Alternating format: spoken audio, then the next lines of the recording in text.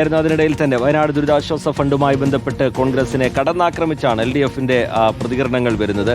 വിവാദങ്ങൾക്കൊടുവിൽ KPCC അധ്യക്ഷൻ പുറത്തുവിട്ട കണക്കിൽ അവ്യക്തതയുണ്ട് എന്നാണ് CPIM-ന്റെ ആരോപണം. എന്നാൽ സോഷ്യൽ മീഡിയയിൽ ഉൾപ്പെടെ CPIM വ്യാജ പ്രചാരണം നടത്തുന്നു എന്നാണ് കോൺഗ്രസിന്റെ ആരോപണം. അതിന്റെ ഭാഗമായാണ് ഇപ്പോൾ അല്പസമയം മുമ്പ് ഷവാസ് ചൂണ്ടിക്കാണിച്ച ദീപ്തി മേരി വർഗീസിന്റെ പരാതിയും വന്നിരിക്കുന്നത്. അർജുൻ കല്യാട് കൂടി വിവരങ്ങളുമായി നമുക്കൊപ്പം ചേരും.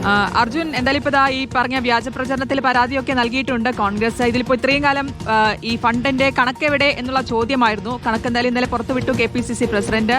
അപ്പോൾ ഇനി ഏത് രീതിയിൽ കടന്നാക്രമിക്കാനാണ് LDF-ന്റെ തീരുമാനം? ശ്രുതി എന്തായാലും ഈ വയനാട് ദുരിതാശ്വാസ ഫണ്ടുമായി ബന്ധപ്പെട്ടുകൊണ്ട് ഇത്രയും കാലം CPM-ന്റെ നേതാക്കളെല്ലാം ചോദിച്ചുകൊണ്ടിരുന്നത് ഇതുമായി ബന്ധപ്പെട്ടുകൊണ്ട് കണക്കെവിടെ, എത്ര പണം പിരിച്ചു, എത്ര പണം ചിലവാക്കി എന്നതിൻ്റെ വ്യക്തമായ കണക്ക് കോൺഗ്രസിൻ്റെ കൈവശമുണ്ടോ എന്നുള്ള ചോദ്യമാണ് ഉയർത്തിയത്. ആ ചോദ്യത്തിന് ഇന്നലെ KPCC പ്രസിഡന്റ് സണ്ണി ജോസഫ് ഉത്തരം നൽകുകയും ചെയ്തു.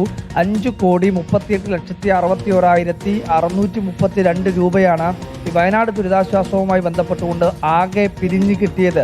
അത് യൂത്ത് കോൺഗ്രസ് പിരിച്ചു നൽകിയ 1,05,00,000 രൂപ ഉൾപ്പെടെയാണ് എന്നുള്ള കാര്യം അദ്ദേഹം വ്യക്തത വരുത്തിയതാണ്. പക്ഷേ അത് പറയുമ്പോഴും അദ്ദേഹം പറഞ്ഞിരുന്നത് ഇനിയിപ്പോൾ സ്ഥലം ഏറ്റെടുത്തു, അതുമായി ബന്ധപ്പെട്ടുള്ള നിർമ്മാണ പ്രവർത്തനത്തിൻ്റെ പ്രാരംഭ നടപടി, അതായത് അവിടെ തറക്കല്ലിടൽ കഴിഞ്ഞത് നമ്മുടെ ശ്രദ്ധയിലുള്ളതാണ്. പക്ഷേ മറ്റ് പ്രവർത്തനങ്ങളൊന്നും ആരംഭിച്ചിട്ടില്ല. പക്ഷേ ഇനിയിപ്പോൾ വീട് നിർമ്മിക്കണമെങ്കിൽ പണം കയ്യിലില്ല എന്നുള്ളതാണ് KPCC പ്രസിഡന്റ് വ്യക്തമാക്കിയത്. ഈ ഒരു പ്രതികരണമാണ് ഇപ്പോൾ CPM വലിയ രീതിയിൽ സൈബർ ഇടങ്ങളിലും രാഷ്ട്രീയ നേതാക്കളെല്ലാം തന്നെ പ്രതികരണവുമായും വിമർശനവുമൊക്കെയായി ഉന്നയിക്കുന്നത്.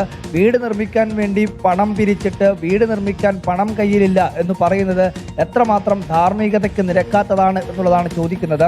വയനാട് ദുരിതാശ്വാസവുമായി ബന്ധപ്പെട്ട് 130 പേർക്ക് വീട് നിർമ്മിച്ച് നൽകും എന്നുള്ളതായിരുന്നു പ്രഖ്യാപിച്ചിരുന്നത് കോൺഗ്രസ്. പക്ഷേ ആ 130 പേരിൽ പോയിട്ട് ഒരു 3 പേർക്കെങ്കിലും വീട് നിർമ്മിച്ച് നൽകാനുള്ള ഉത്തരവാദിത്തം കോൺഗ്രസ് കാണിക്കേണ്ടിയിരുന്നു.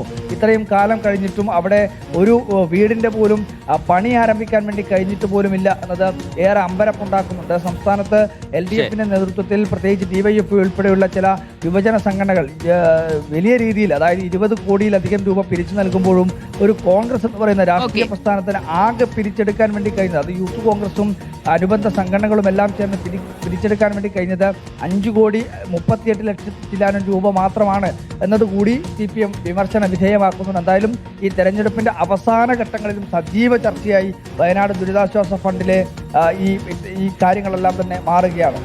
വ്യക്തമാണ്. അർജുൻ കല്യാടാണ് വിശദാംശങ്ങൾ നൽകിയത്.